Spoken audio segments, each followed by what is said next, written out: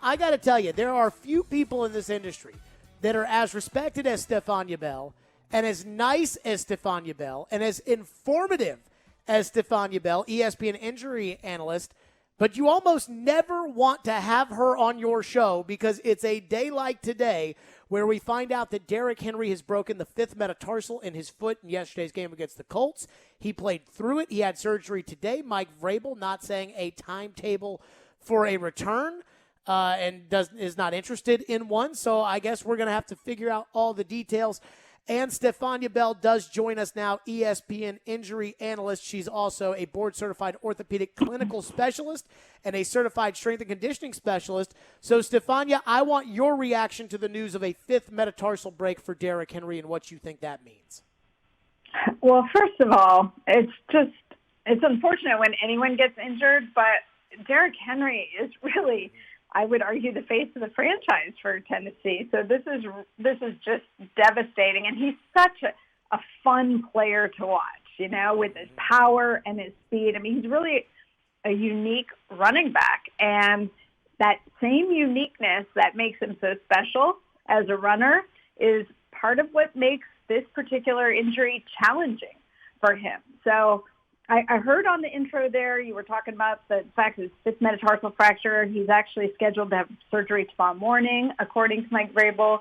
And he didn't want to put a timeline on it, and I actually really respect that, and I'll tell you why, and I can tell you a little bit about the injury. There's a wide range of possibilities in terms of how soon a player can return from an injury like this. And there are a lot of factors that go into making the decision. Number one is the healing of the bone. That's first and foremost. Where are they in the spectrum of bone healing?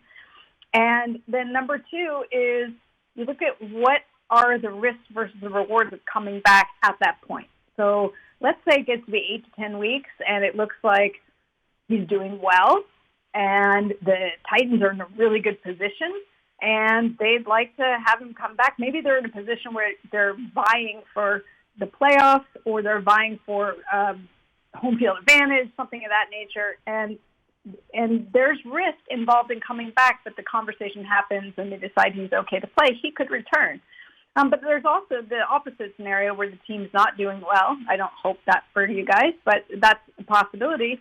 And then they might decide, it's just not worth the risk and you wait till next year. So with that, all of that context, it's understandable why they don't want to put a timeline.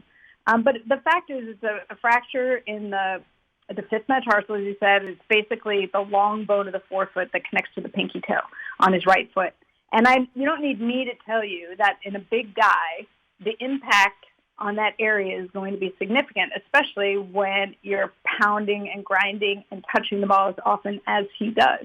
And on top of that, injuries in this area can be challenging in terms of healing because the blood supply is not fantastic to all areas of the bone. So the location of the fracture, how it heals, his response to it, seasonal calendar, those are all things that factor into it.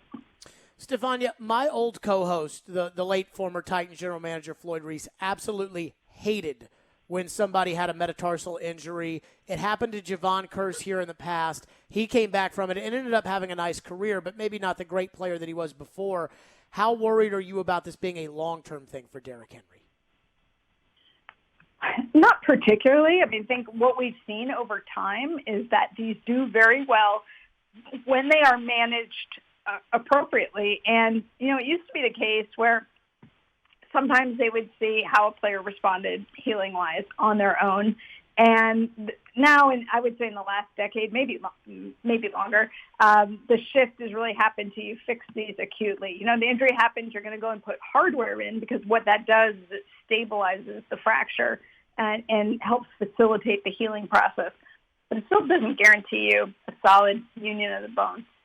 The better the healing now, the better the prognosis going forward. So I think that's where the conversation has to happen in terms of whether it's even a possibility for Derrick Henry to return this season or you wait until longer. But there are so many players in the NFL who've had these injuries and had them repaired now. And I will also say this, there are plenty of players who've had refractures after an initial fracture, and they've gone on to have a more robust procedure that involves bone grafting. It's more substantial, It's a longer recovery. You're talking 6 months or so.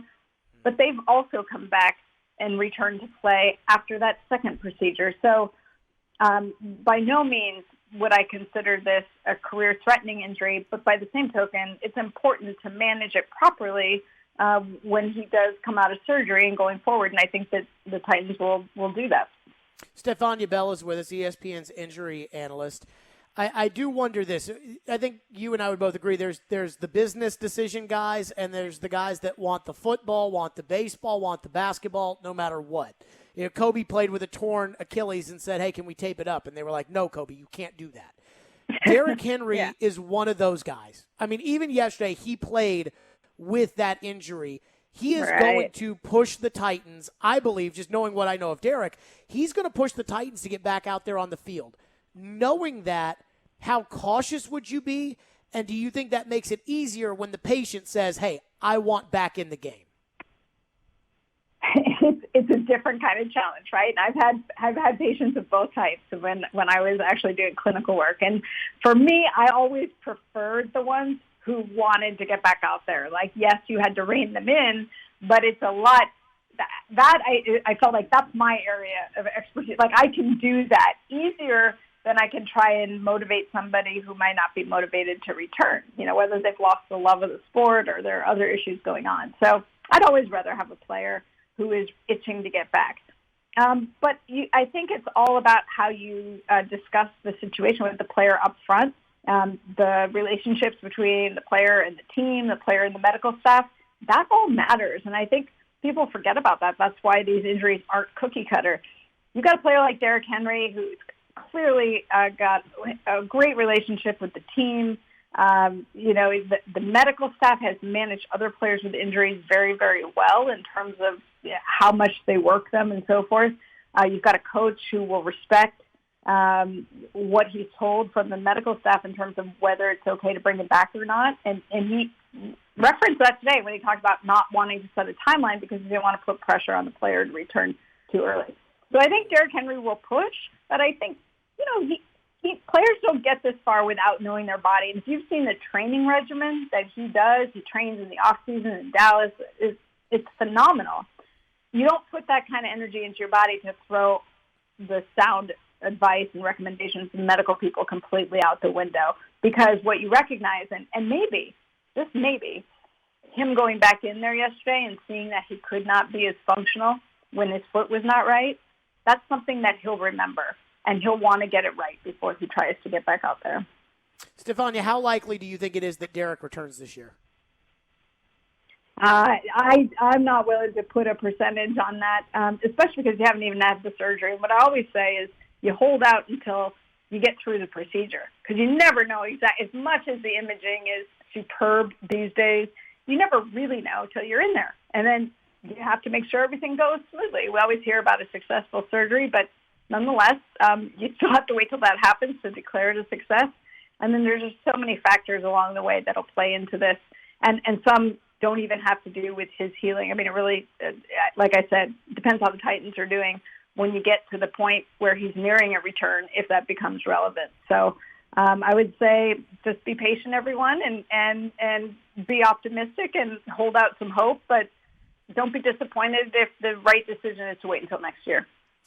When do you think they would know that? Like, do you think that it would be 2 weeks, 4 weeks that they'd see, okay, the operation is done. Now we see how the healing has worked with the rest and everything else.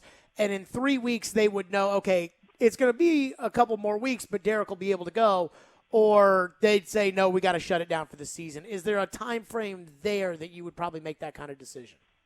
Well, if you look at just fracture healing, it takes approximately 6 weeks for a bone to show good healing. The challenge with the area of the fracture that Derrick Henry has, you know, anywhere in that fifth metatarsal, and there are several different types of fifth metatarsal fractures, but it can look good on some imaging, but you can't see really at the cellular level of the bone. So there is some risk of re-injury that no matter what you look at in advance, you still can't account for all the risk. But until you see good evidence of bone healing, you're not making any kind of decision about a return. So I would think you're going to be at least past six to 8 weeks before you're even starting to have that conversation. Woo, that is a while and deep into the season the Titans will be. Do you think his size impacts this one way or another? Oh, absolutely. In the sense that what he is asking his body to do and the impact cannot be overlooked. I mean, it's his foot, so it absorbs all that impact. And he's a sizable guy, and he's powerful. And those are factors, and you can't ignore that. And I think that's why the conversation is more nuanced than just, hey, how's it feeling? How's it look? Okay, go. It comes down to the conditioning that he has, what he's able to do training-wise, how they feel like they can work him back when he comes back. I mean, like I said, there's so many layers to the conversation that's what makes it really hard to project right now. And so you kind of look at this in phases. And the first part is just get the surgery done, monitor the healing, make sure you're not overdoing it in the early phase, but you can work on aerobic conditioning and things that are away from the foot, upper body strengthening, all of that. And then the second phase is when you start to look at the healing of the bone. And it's not necessarily one follow-up image. They'll often do serial imaging.